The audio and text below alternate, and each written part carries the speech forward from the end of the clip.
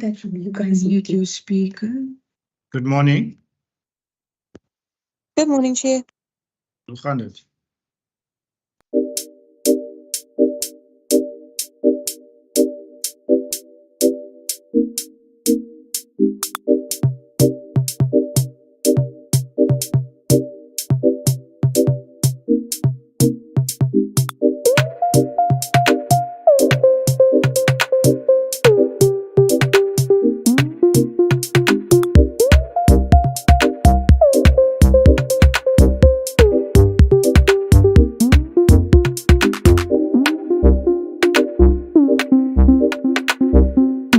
Can I just allow each and every one of us to have a moment of silence and meditation?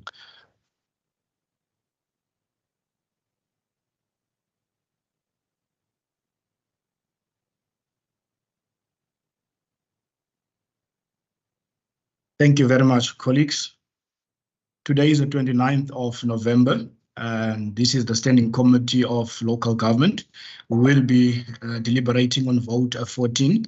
Local government in the schedule to the Western Cape Adjustment Appropriation Bill 2023 B723. Before we start, I will just allow each and everyone to introduce themselves. My name is Mbulelo Isaac Sileku, and I will start with the members. Thank you. Good morning, Chairperson. Good morning, Minister, and the officials that have joined us today. My name is Matlodi Maseko, and I'm the member to the Standing Committee of Local Government. Thank you, member.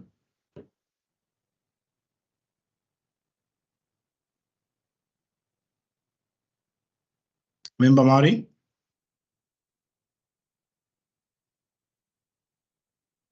Chair, apologies, I just needed to step away for a moment. Good morning, my name is Kayla Murray. Okay. Is there another member online? Maybe they're still coming. Let us continue. Can we ask the department to introduce themselves? You want me to start, Chair? Just with the introductions, Anton, please. Yeah, I'm Anton Bedell. I'm the MEC responsible for local government. Graham, can you go next, please? Good morning, Chairperson, Minister, colleagues. Graham Paulson, local government. Thank you.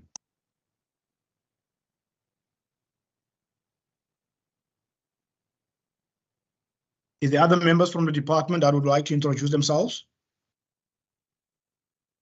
Can I ask the chief directors to proceed and then, yeah.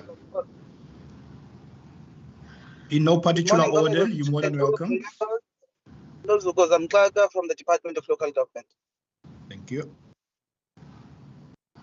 Good morning, Chair. Colin Diner, Disaster Management and Fire Services. Good morning, Chair. Albert Lwengu, Local Government Policy and Strategy. Morning, Chair and members. I'm Sandra Greiling, Department of Local Government, Municipal Performance Monitoring and Support. And with me, I've got Nabil Rylands, Joanne Naidu, and Audwa and Daisy. Thank you, Chair.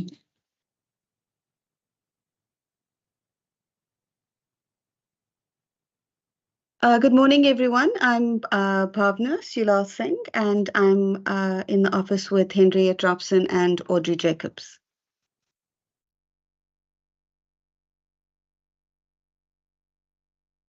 Is that all members and colleagues?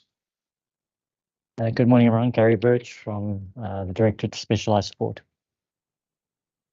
Okay, next. I think that's it, Chairperson. Thank you. Thank you very much, HOD. John, can we deal with apologies? I see member Maran is trying to get hold of me.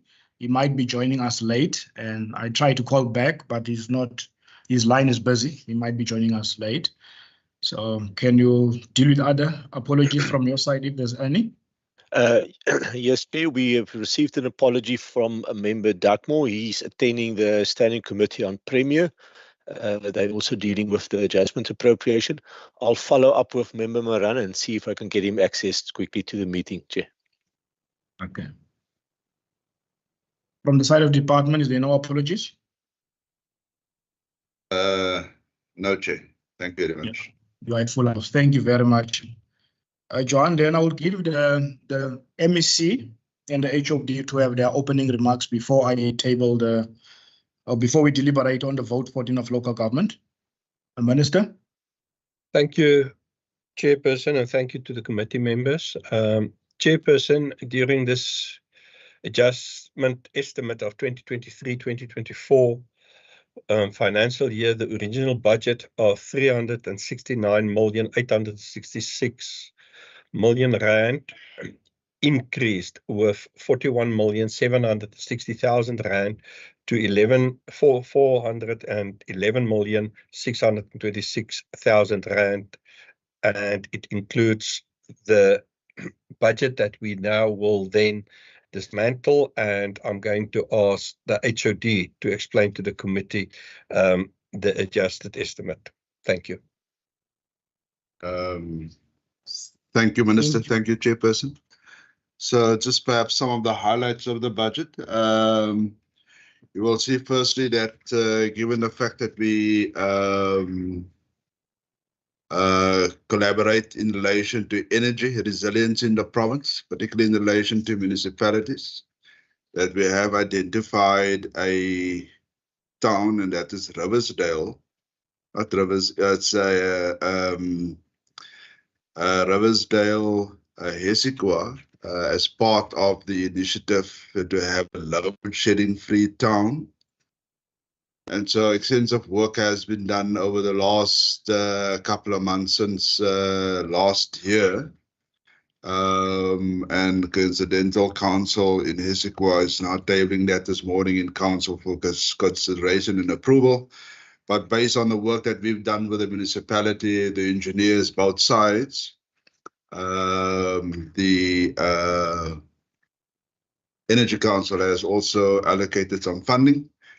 And you can see in this adjustment budget, there is a 64 million going for the first year to particularly the energy resilience project. In relation to Hesikwa, we've got 5 million. In addition, additional 64 million is being transferred. And so in total, 69 million will be transferred to Hesikwa for the first phase of the project. And you can see that is in addition that the department is getting as to the adjusted estimates. The second thing, Chairperson, you will see that as part of the fiscal consolidation, as part of the energy, not the energy resilience, but the wage bill, the fact that departments had to carry the wage bill, the adjustments.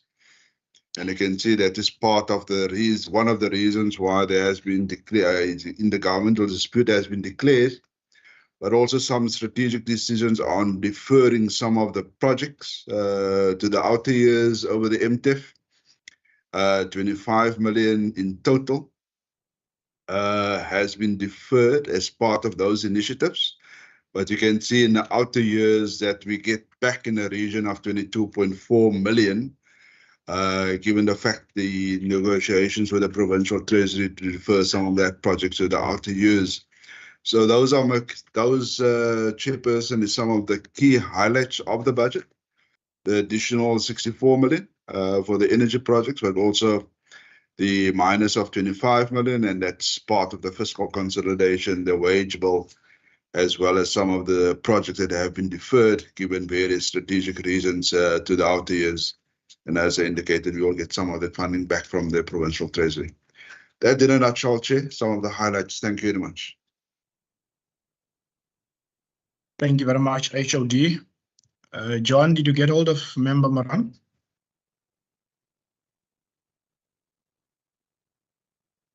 Okay, then we continue. Colleagues? Morning, Chair. Yes, you did get hold of me. Or can you just introduce yourself, sir? Good morning, Chair. Good morning to everyone present. My name is Pat Moran, alternate member of this committee. Okay, thank you and welcome, Member Moran. Colleagues, that has been a brief presentation in terms of the adjustment on vote 14. It's in the book from pages 325 to 340.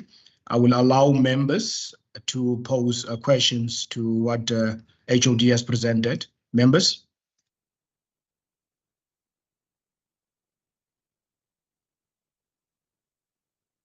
Member Mari? Thank you very much, Chair.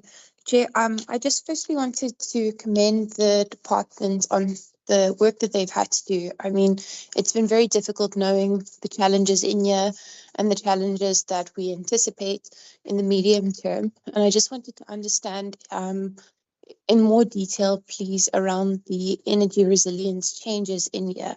Thank you, particularly as they relate to infrastructure. Thank you very much. Member Moran. Thanks, Chair. Chair, in the Blue Book, page 327, shifting of funds to utilize for the appointment of the designated investigators in terms of Section 106 of the Renewable Structures Act. And if you, Chair, the amounts that will be shifted, if you add it up, it comes to 1.3 million rand, Chair. Anyone please can explain now why so much money been shifted for that specific purpose? Is that the only two questions for this round, colleagues? Can give over to the HOD or Minister to answer this first round. Thank you. Okay, Chair, I will deal with the energy question, and I'll perhaps ask the CFO or Gary maybe just respond to the shifting of the 1.3 million in total as it relates to 106 investigations. So just in terms of the energy, Chairperson, we received funding for the energy project, the resilience project, the load shedding project, 5 million. In the baseline, we've received about 2 million for a professional service provider in the form of an transaction advisor to help municipalities with the energy resilience initiatives. And we also received funding for internal capacity to appoint internal engineers within the organization on a temporary basis for 2 to 3 years. And that is also to help municipalities with the energy resilience projects. But also we've got money to assist municipalities in terms of electrical master plans. And then also the cost of supply studies for municipalities. So what we've done, Chair, we started with a process of recruitment and selection for the engineers. We're not going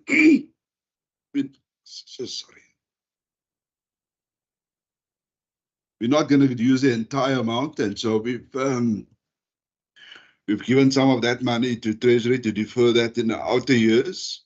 The professional advisor, we've also worked with the Department of Infrastructure. They've got 40 million also for transactional advisors and so on. So we are collaborating with them on that basis. We said we will not use that money in the year, the 2 million, but we've got a 3 million in the outer years. So that is what we've, I think we've given 4.5 million and then 2 million for the capacity, the internal capacity, and for municipal capacity. And then Chairperson, for the energy project itself. So we've got 5 million, 10 million, and 15 million. Lots of work has been done. Initially, we wanted to have 6 municipalities. The work that we've done with Esikoa brought us to identify Esikoa as the project as a free load shedding town. And so we've tabled that in the Energy Council. We've taken that to the BPC. We've taken that to Cabinet.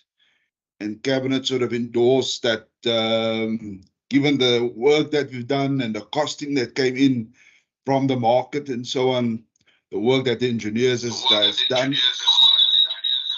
We have part of the project is to do a 10 megawatt solar plant in Esikoa. with a 10-hour battery storage facility, which is dispatchable, and that to be implemented over the 3 years. So the total value of the project is about 193 million. We have in our baseline 30 million over the 3 years, and the additional amount of 143 million is additional to the baseline of this department. The municipality will contribute in total 40 million to the project, and obviously based on the fact that it's solar, the demand from Eskom will decrease, and obviously will make a lot of savings. So that's what we are doing as part of the energy resilience in the province. And we work very closely with the other departments, like the Department of the Premier, Department of Environmental Affairs and Development Planning, DDAT, as well as health and education, as far as solar on school roofs are concerned. So that's it. We are earmarked to get additional funding in the outer years for the project as we roll it out. But we are well in control of the portion of money that we got and the initiatives that we must implement in relation to the energy resilience project. As I say, we're also assisting municipalities with the electrical master planning, and we're approaching external sources to help us with the cost of supply studies for municipalities in relation to the energy resilience in municipalities. Thank you, Chair. Bhavna or Gary, on the balance of the 106, please. Thank Sorry, you, Chair. Chair. Yeah.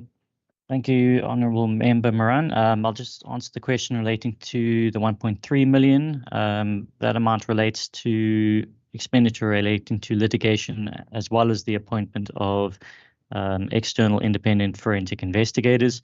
The majority of that amount actually is in relation to actual expenditure that's already been incurred in relation to various litigation matters, the majority of which relate to the challenging of various unlawful decisions relating to appointments of senior managers by municipalities. Thanks. Thank you, colleagues, for those answers. I'm opening for a second round of questions, colleagues. Any takers? Yes, Chair. Go ahead, Member Moran. Chair, if we look on page 332, development and planning, 18% of budget spend is fine the last 6 months, Chair. Just a concern whether we will be able to spend all the money, the whole budget, within the following 6 months, if we've only spent 18% so far. Chair, just an explanation in terms of that.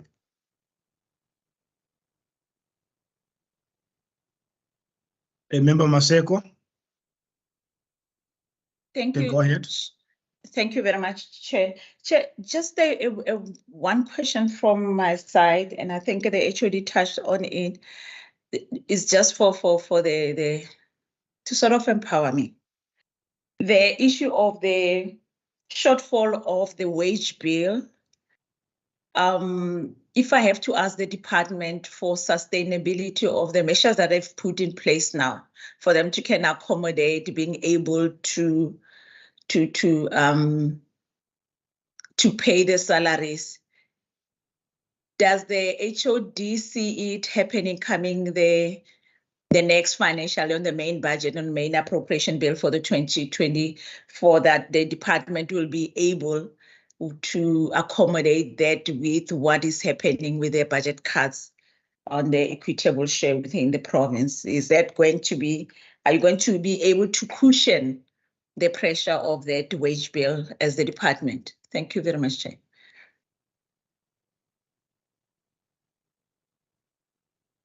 The department can go ahead and answer the 2 questions from the members. Thank you. Okay, Chairperson, we don't have the actual blue book, so we've got a printed version of it, and I think our page numbers are just different. Barbara, I'm not sure whether you can just answer that first question on development. Just in relation to the wage bill. So the department was actually able to cushion it this year, given various savings in relation to recruitment and selection, the fact that we could actually manage it and keep some of the recruitment and selection processes back. So it was in a region of about just 13 million that we could actually cushion in this year, in other words, in 2023, 24. But next year, we have serious sustainability challenges. There's a number of posts vacant. And we're currently doing an assessment, the carry-through effect of filling of those posts, and also the COLA, to see to what extent the department can afford it. And most probably the initial indications are, and based on discussions that we had with the Provincial Treasury, is that we would not be able to afford it and we would not be able to absorb it unless we keep a significant amount of posts vacant and we actually deal with an impact on projects. So, I mean, the discretionary funds that this department have is very little. And we require just what we see now in local government, to the extent that municipalities do require further support and assistance. We actually require additional funds to support and assist municipalities with an array of challenges in municipalities. It implies, Chairperson, that we will reduce the capacity, and we're actually already struggling because not the entire staff establishment organizational structure is funded. About 2/3 is funded. And based on the wage bill, we now need to keep more posts unfunded, just to manage the increase in the wage bill or the COLA. So it implies, I mean, we are already understrained, given the existing capacity within the organization, and to keep additional posts vacant is going to have serious sustainability problems for the department. We've raised this concern with the provincial treasury, and we'll do so in the PGM Tech 2 to say that we are going to have a problem with sustainability. To what extent we can do the work, for one, the mandate of the department, whether that's a legislative mandate, the implied mandate, or the incidental mandate, but also the priorities of the Western Cape government, growth for jobs, safety, well-being, and governance and innovation, and to what extent this department can actually fulfill its role and the obligations in relation to those priorities. So we've got the long and the short, Honourable Chairperson, we've got serious sustainability problems, challenges going forward. Bhavna, can you maybe respond to the other question? Please. So thanks, HD, no problem. Thank you, Chair and Honourable Member. So the 18% spend on development planning is because bulk of the money on transfers is sitting in that within the department. So the 64 million on the resilient energy project is in there, as well as the 15 million on aerial firefighting, which will also go out now in terms of the standby costs and the flying time. And then we also have 10 million for water resilience projects that will also was gazetted now in this round that will be transferred out. So in total, we're looking at about 100 million that will flow in the next few weeks. And those are on transfers predominantly. So we do anticipate that there will be a full spend on the program at this stage. Thank you. Colleagues, thank you very much for those responses. Colleagues, last round, is there anyone who has an appetite for the last round of questions? Member Moran. Yes, Chair. Thanks very much. And I've asked the question, Chair, on the 18% spent so far, because last year this time the spending was better, and only 85% was spent for the whole year, Chair. And it's really a concern whether the full amount. I hear it's transfers, but I'm really concerned whether the full amount will be spent. Then, Chair, another question, Chair, page 336, table 14.6, summary of transfers and subsidies per program. There you will see, Chair, there's 376,000 rand for non-profit organization, Chair. Just a concern that we shift monies from specific programs, Chair, and those programs, Chair, might not be possible to be done in this financial year if money is shifted. One would just like to understand, then if that's the case, why moving money to non-profit organizations, Chair? And then, Chair, my last question on page 337, table 14.7.1, speaks to administration. Program 2, corporate services, cut 401,000 rand, Chair. And that's the cuts that I'm talking about, Chair. Cut there, move to non-profit institutions maybe. But just on that one, Chair, what areas of work in corporate services would be affected by this cut? Thanks. Are those your last questions, Member Moran? It's my last. Okay, thank you very much.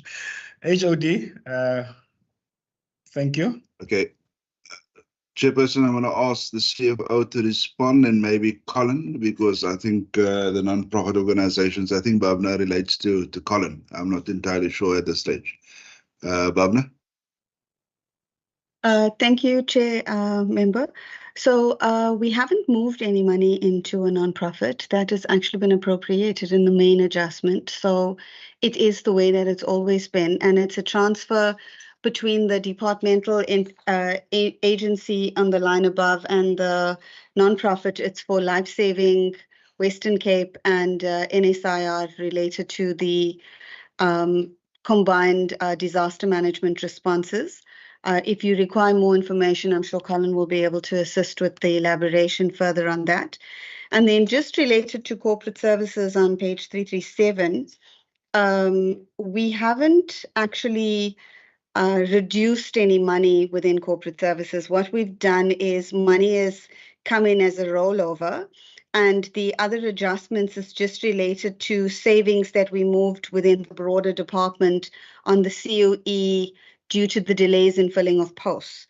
So there's no service delivery implication or support impact that has affected the department related to the way in which it's been managed. So there isn't any an adverse reaction to the broader department. In terms of the COE savings within the units that were affected by the delay in the filling of posts, they would have taken pressure. But other than that, there hasn't been any. Thank you. So, Colin, I'm not sure you want to maybe respond to the life saving. Thank you, HOD. Chair, thank you. So yes, the two that we have is for the National Sea Rescue Institute and for Life Saving SA. So we have a drowning prevention program that we've been running for quite a while in collaboration with those two. So the funding is to also not only assist them to be able to do a lot of awareness and also to train lifeguards and to deploy lifeguards to certain areas, specifically outside of the city where we have a lot of challenges over the December period, but also for sea rescue. There is no capability outside of sea rescue for any critical rescue work within probably about 10 nautical miles off the coastline. So sea rescue is basically our resource that we use to be able to carry out those kind of rescue operations. So it's really just funding that we provide to them so that they are a resource to us to be able to deal with maritime type incidents. Thanks. Thank you, Chairperson.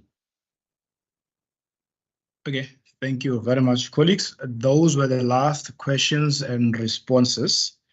Then I would allow the Minister and the HOD to have their closing remarks before I can send them away and say my thanks to them. Minister, then HOD. Yeah, Chairperson, from my side, thank you. Thank you to the Standing Committee, to the members. Thank you for the questions. To the whole local government team, it was a very difficult year, like the last couple, a lot of challenges. But I'm very grateful for the expertise and the willpower within this department because we managed to pull through. We expect a difficult Christmas season, but all hands on deck to support our municipalities. And to you, Chairperson, and to Standing Committee, may it be a wonderful Christmas and festive season. And those of you who celebrate the birth of Jesus Christ, may it be a blessed one. I thank you. Thank you very much. From the HOD side. Chairperson, exactly the same sentiments as the Minister. So I'm not going to repeat it. I think it has been a difficult year. I think the balance of the year is going to be particularly during December, January, and February for various reasons. But also from our side, thank you very much to the Standing Committee, as well as the entire team within the department, particularly also the finance team for putting the adjustment budget together, but also for each and every official within the organization. Thank you very much. No, thank you very much, colleagues. On behalf of the Standing Committee of Local Government, and I would just also want to convey our appreciation to the department and to the Minister and everyone involved. And I know we are going to go to a festive season, especially coming from the Overberg. There's always challenges when it comes to fires.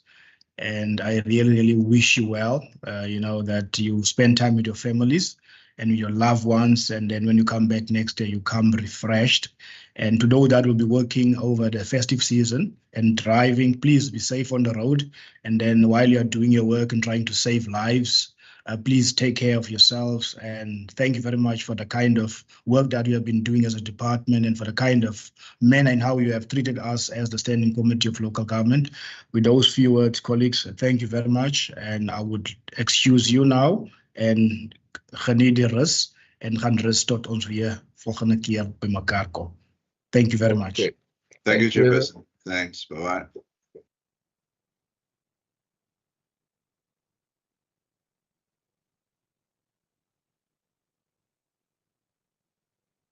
Johan, if the department has left, no? That's correct, Chair. We may proceed. Yeah, thank you, colleagues. Now we've deliberated on vote 14. Can I get an indication whether we support the vote? Chair, I support the vote. Can I get a seconder there?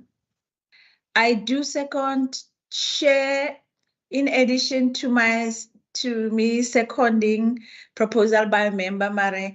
Can we ask Johan to do the report so that we don't come back to come and adopt the report only?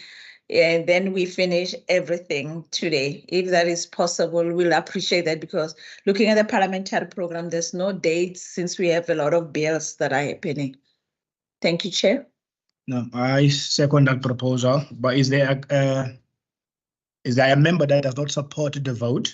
Please. Yes, Chair. The ANC at this stage cannot support this particular vote. It might change when it comes to the House, where the main member will be present, Chair, but the instruction is that it not to be support at this moment, Chair, and also to be captured in the report as per Rule 90 of the standing rules.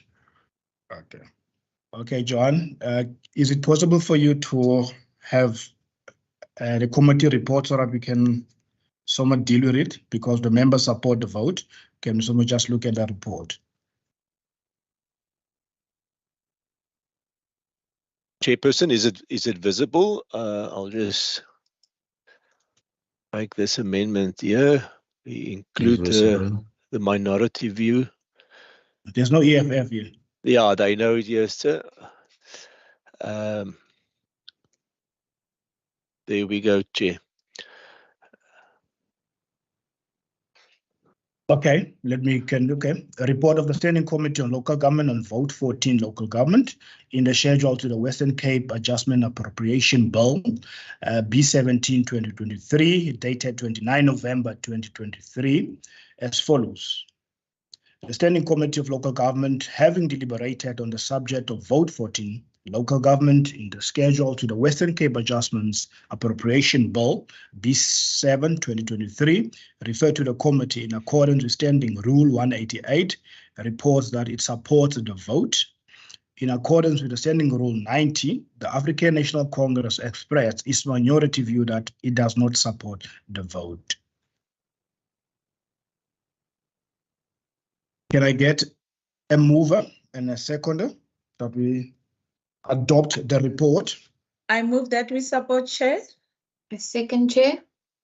Okay, thank you very much, colleagues. Colleagues, I think we've also sent you some documentation. The minutes of the 8th of August, 2023, 16 October, 2023, and also the report on the Standing Committee of Local Government on the annual report of the Department of Local Government for the 2022-23 financial year, and the second quarterly report and the tracking document. I believe that all of you had an opportunity to go through those documents that I have mentioned. Can I get a mover that we adopt those reports as mentioned?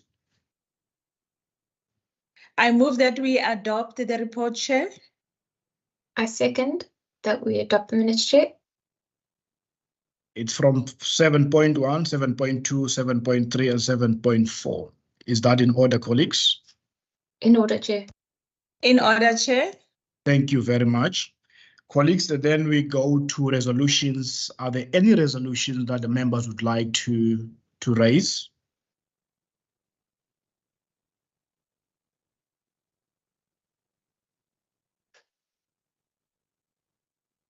Members going once, twice, gone. So no resolutions.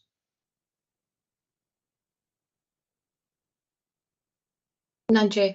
Okay, thank you very much. Then, colleagues, from my side, thank you very much for availing yourself and for posing the relevant questions. And from my side, there is nothing else to say except that meeting adjourned. Have a blessed day. Thank you very much. Thank you so much, Chair.